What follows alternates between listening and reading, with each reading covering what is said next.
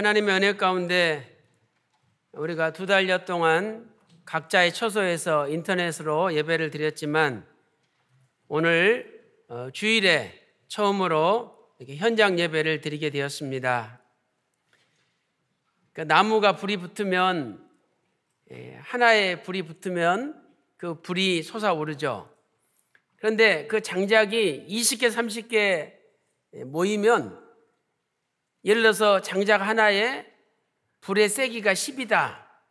그러면 20개가 모이면 200이 되겠죠? 그런데 실제로 200개 장작이 모여지면은 200이 아니라 500, 1000, 2000 확 불이 솟아오릅니다. 그런 것처럼 이 예배도 혼자 예배 드릴 때보다 모여서 예배 드릴 때 말씀의 불이 확 타오르고 성령의 불이 확 타오르고 기도의 불이 확 타오릅니다. 그래서 우리가 교회에 나와서 예배 드려야 되죠. 우리가 인터넷으로만 예배 드려야 된다면 하나님이 교회를 세우실 리가 없죠. 그러니까 이 교회는 벌써 2000년 넘도록 신약시대만 하더라도 하나님의 세우신 규례고 법도입니다. 그래서 우리가 어쩔 수 없이 인터넷으로 예배 드리는 상황이 있지만은 교회 나와서 예배를 드려야죠. 오늘 성가대도 교회 나와서 직접 그 성가를 들으니까 얼마나 마음에 와닿고 뜨겁습니까? 앞으로 예배 드리는 가정, 열심히 예배 드리는 가정마다 큰 복이 임할 줄로 믿습니다. 오늘 저는 로뎀나무 아래의 축복이라는 제목으로 하나님 말씀을 증거하겠습니다. 엘리야 선지자가 갈멜산에서 거짓 선지자 850명과 싸워서 승리하였습니다. 그리고 바알을 섬기는 거짓 선지자들을 기손 시내로 데리고 가서 다 칼로 목을 베고 진멸시켰습니다. 이때 북이스라엘의 왕은 아합 왕이죠. 또 그 부인이 이세벨입니다. 이세벨이 이 소식을 듣고 사자를 엘리야 선지자에게 보냈습니다. 야, 네가 거짓 선지자들을 죽여? 내가 그렇게 사랑했던 바알 선지자들을 죽여? 내일 이맘때 저 사람들 죽은 것처럼 네 목숨도 내가 뺏어가겠다. 이렇게 오늘 본문 열왕기상 19장 2절에서 말씀을 하고 있습니다. 내가 내일 이맘때는 정녕 네 생명으로 저 사람들 중 한 사람의 생명 같게 하리라. 이렇게 위협한 거죠. 이 말을 듣고 엘리야 선지자는 자신이 활동하고 있던 북이스라엘을 떠나서 남유다로 이동을 합니다. 남유다의 제일 남쪽 경계가 그 브엘세바거든요. 그런데 남유다도 엘리야 선지자가 불안하니까 남유다의 제일 끝머리 남쪽 끝인 브엘세바로 도망을 간 거죠. 당시 엘리야 선지자가 이스르엘이라는 장소에 있었는데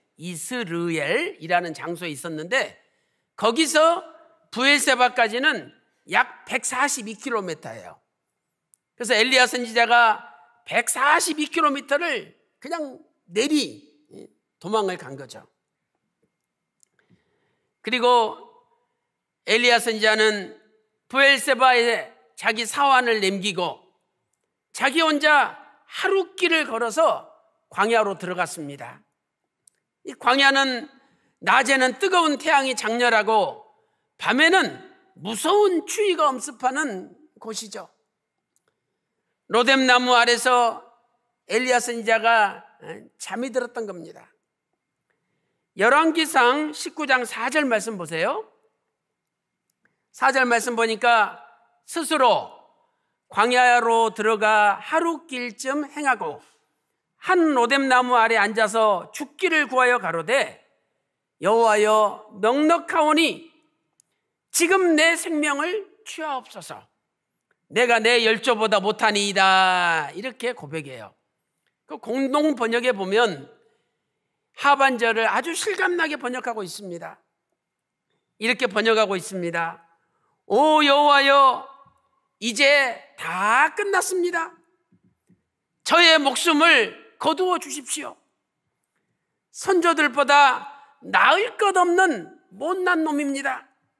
이렇게 번역을 하고 있어요. 우리는 이 말씀을 통해서 엘리야 선지자가 얼마나 깊은 좌절과 절망 속에 빠져 있는 것을 알 수 있는 거죠. 850명 거짓 선지자와 싸워 승리할 때는 자신만만했죠. 그런데 이세벨이 자기를 죽인다고 하니까 자기가 생각했던 종교개혁이 다 이루어지지 않고, 야, 나도 아무것도 할 수 없구나, 이런 좌절과 절망 속에 빠져 있었습니다. 그런데 이 로뎀나무 아래에 하나님께서 찾아오셔서 엘리야 선지자를 버려두지 아니하시고 엘리야 선지자를 다시 축복해 줬어요.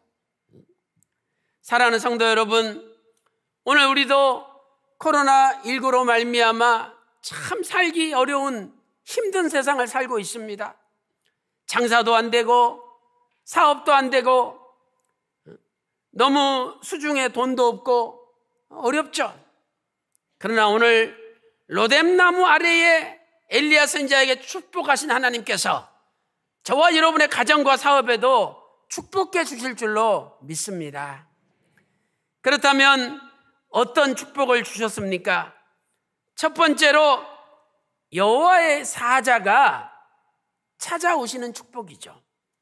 여호와의 사자가 찾아와 주시는 축복입니다.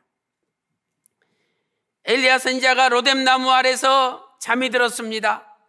그때 하나님께서 보내신 천사가 찾아왔습니다.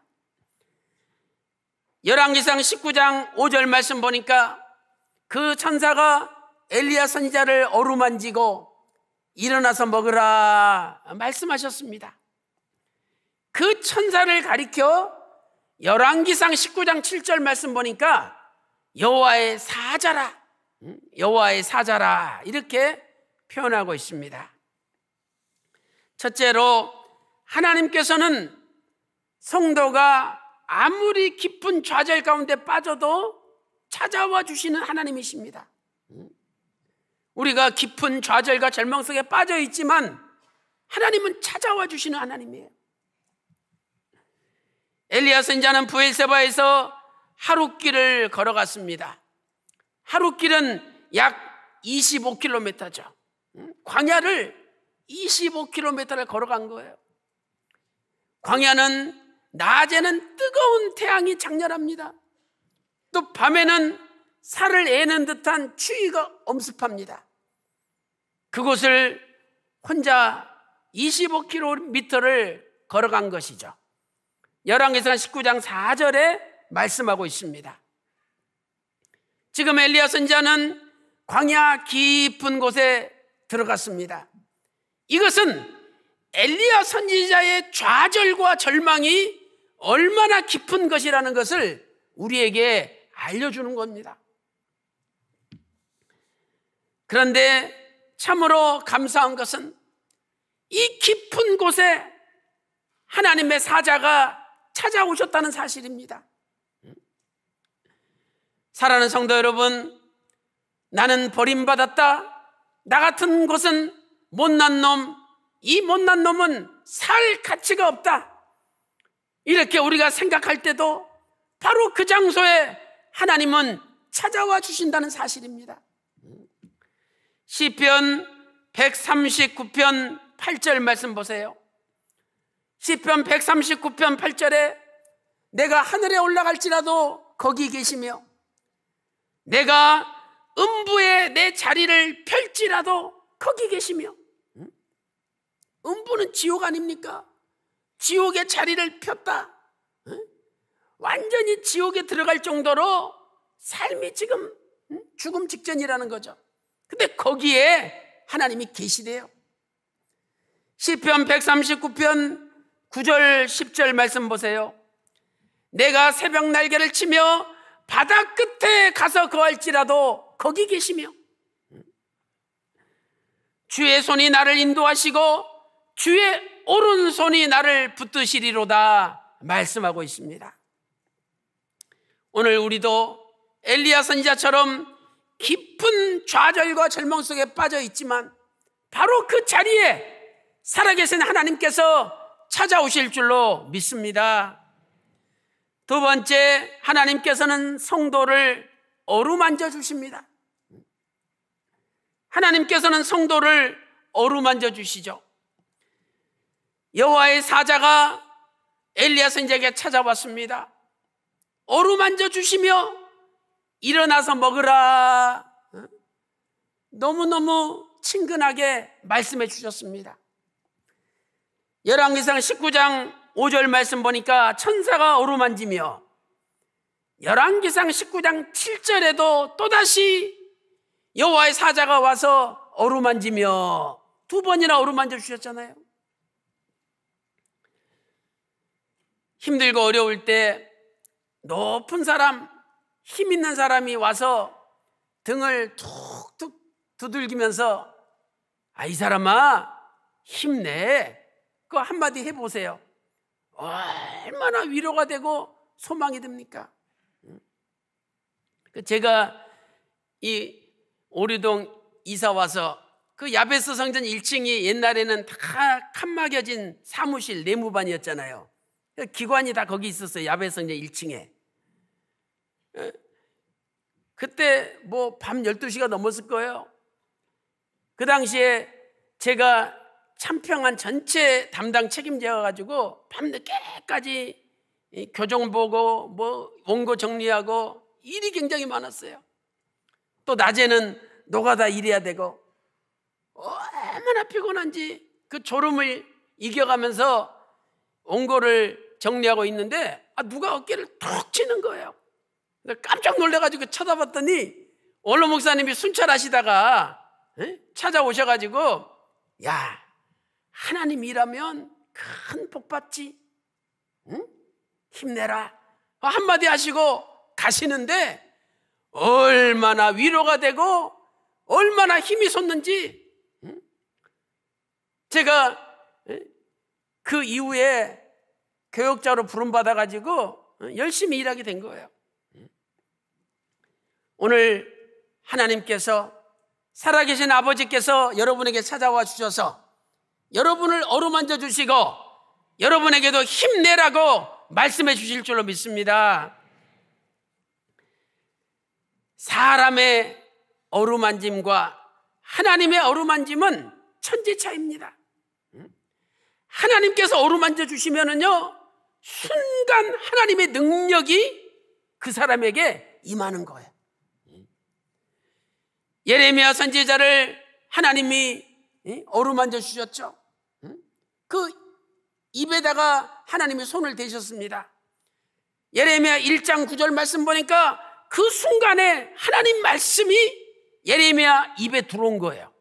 예레미야 1장 9절에 말씀하고 있습니다. 또한 다니엘 선지자가 엎드려서 깊은 잠이 들었을 때 하나님께서 어루만져 주시니까 다니엘 선지자가 힘이 나가지고 벌떡 일어났습니다. 다니엘서 8장 18절에 말씀하고 있죠. 내가 얼굴을 땅에 대고 엎드려 깊이 잠들매 그가 나를 어루만져서 일으켜 세우며, 하나님이 어루만져 주시기만 하면 완전히 엎드러진 자리에서 벌떡 일어나게 됩니다. 오늘 기도하세요. 하나님 아버지, 엘리야 선지자를 어루만져 주시고 예레미야 선지자를 어루만져 주시고 다니엘 선지자를 어루만져 주신 것처럼 오늘 나를 어루만져 주셔서 다시 한번 이 절망 속에서 일어나게 해달라고 기도하세요. 반드시 하나님께서 찾아와 주셔서 여러분을 어루만져 주시고 여러분의 자녀와 사업과 장사하는 거 어루만져 주셔서 다시 한번 벌떡 일어나는 놀라운 역사가 있기를 주님의 이름으로 축원합니다. 큰 두 번째는 말씀을 주시고 먹고 마시게 해주시는 축복입니다. 말씀을 주시고 먹고 마시게 해주시는 축복이죠. 여호와의 사자가 어루만진 다음에 무엇을 했습니까? 첫 번째로 일어나서 먹으라 말씀을 주셨습니다. 일어나서 먹으라 말씀을 주셨어요. 하나님은 먼저 우리에게 말씀을 주시는 분입니다. 열왕기상 19장 5절 말씀 보니까 일어나서 먹으라 말씀 주시고, 그리고 이 말씀을 듣고 딱 보니까 머리맡에 숯불에 구운 떡과 한 병 물이 있었던 겁니다. 이 떡과 이 물을 마시고 다시 엘리야 선지자는 누웠습니다. 얼마나 지쳐서 얼마나 피곤하면 숯불에 구운 떡과 물을 마시고 또 쓰러졌겠습니까? 그런데 다시 여호와의 사자가 와서 또 어루만져 주시고 또 깨웠어요. 그런데 이번에는 한마디 말씀을 더 추가했습니다. 열왕기상 19장 7절 말씀을 자세히 보세요. 여호와의 사자가 또 다시 와서 어루만지며 이르시되 일어나서 먹으라. 네 길을 이기지 못할까 하노라. 네가 길을 이기지 못할까 하노라. 이 표현이 추가된 거예요. 네가 길을 이기지 못할까 하노라. 히브리 원문을 보면 이런 뜻입니다. 왜냐하면 그 길이 너보다 크기 때문이다. 히브리 원문대로 번역하면은요, 그 길이 너보다 더 크기 때문이다, 이런 뜻이에요. 우리는 여기서 두 가지 교훈을 얻을 수가 있죠. 첫 번째, 아직 엘리야에게는 사명의 길이 남아있다는 거죠. 그러니까 네 길이 너보다 더 크다. 네 길이 있는데 현재 지금 너보다는 더 크다, 이렇게 말씀한 거죠. 열왕기상 19장 4절 말씀 보니까 엘리야 선지자는 죽으려고 했잖아요.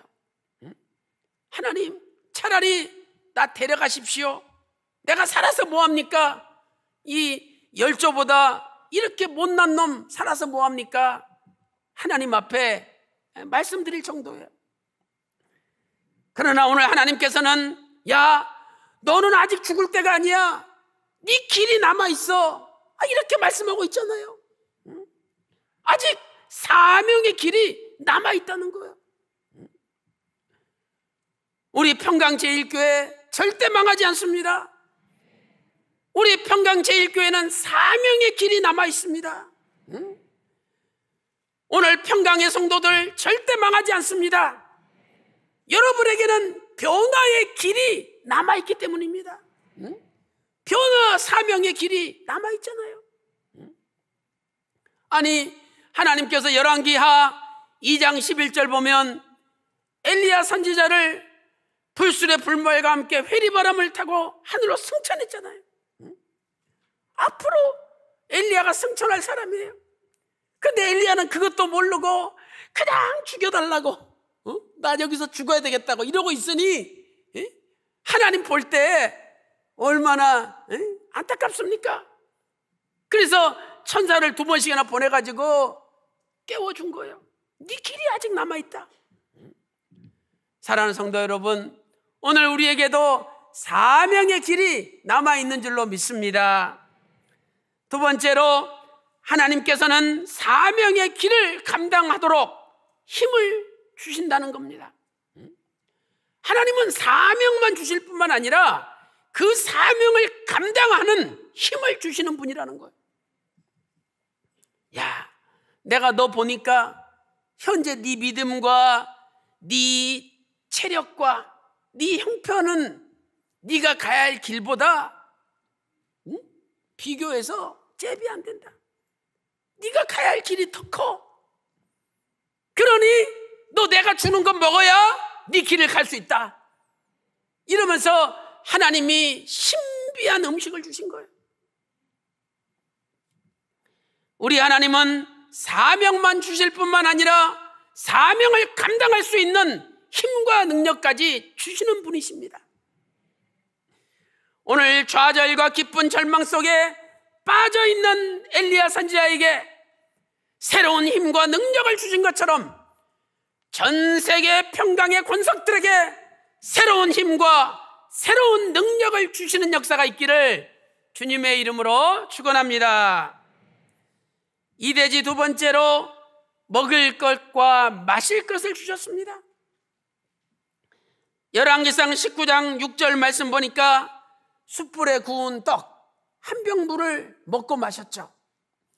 또 19장 8절 말씀 보니까 두 번째로 엘리야 선지자가 먹고 마셨다라는 표현이 나와요.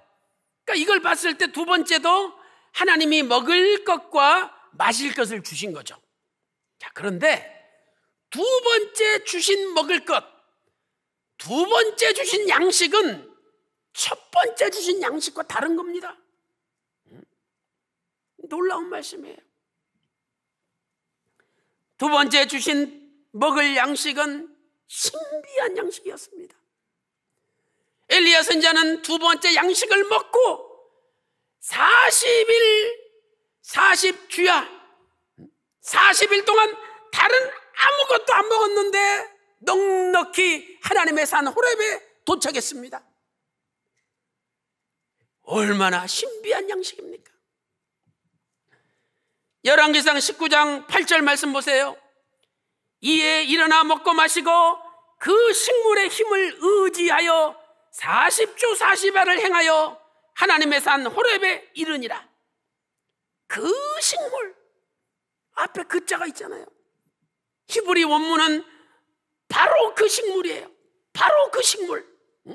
이것은 첫 번째 떡이 아니라 두 번째 양식을 가리키는 겁니다. 두 번째 주신 그 양식을 먹고 40주야를 걸어갔던 것입니다. 신약시대 사도 요한은 처음에 하나님 말씀을 먹고 예언했습니다. 이 사도 요한에게 하나님은 다시 작은 책을 먹으라고 명령하셨습니다. 요한계시록 10장 10절 말씀 보니까 이 작은 책을 먹었는데 입에는 달고 배에는 쓴 신비한 양식이었습니다. 요한계시록 10장 11절에 너는 다시 예언하라. 백성과 나라와 방언과 임금에게 다시 예언하라 말씀하셨습니다. 그래서 사도 요한은 하나님 말씀을 먹고 예언했는데 작은 책의 말씀을 다시 먹고 다시 예언한 거죠.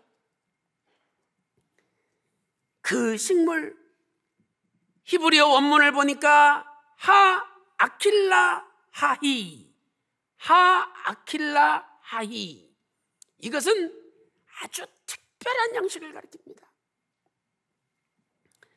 사랑하는 성도 여러분, 사도 요한은 작은 책의 말씀을 먹고 다시 예언했습니다. 엘리야 선지자도 한 번 먹고 두 번째 특별한 양식을 먹고 하나님의 산 호렙에 40일 동안 걸어서 도착했습니다. 오늘 우리도 이 특별한 양식을 먹기만 하면 아무리 힘들고 어려운 세상을 살아간다 할지라도 넉넉히 도착할 줄로 믿습니다.